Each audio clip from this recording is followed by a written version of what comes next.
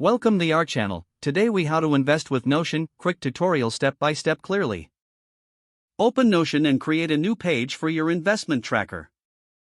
Choose a suitable template or start from scratch. Label your page as Investment Tracker for easy identification. Create a table to organize your investments. Add columns for essential details like investment type, amount, date, and notes. Input your first investment in the corresponding rows. Fill in the investment type with options like stocks, bonds, or real estate. Enter the amount you invested in the amount column. Record the date of the investment for future reference. Use the notes column to add any relevant information or comments. To analyze your investments, create a separate table for tracking performance.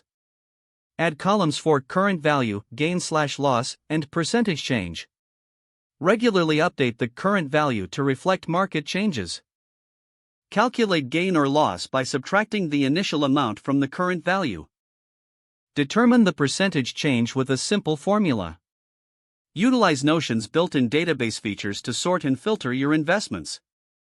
You can create a Kanban board to visualize your investment status. Consider adding a charts block to visualize your performance trends. Incorporate reminders or tasks for regular portfolio reviews. Share your investment page with an advisor or trusted friend if desired. Explore Notion's templates for additional investment management ideas. Save your work regularly to avoid losing data. Stay organized and revisit your investment strategy as needed.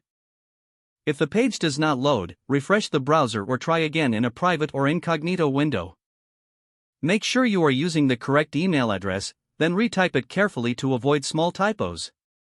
If your password is not accepted, use the reset option and create a new strong password you can remember. Check your spam folder for verification or security emails, then complete any requested confirmation steps. Enable two-factor authentication if available to improve account security and reduce unauthorized access risk.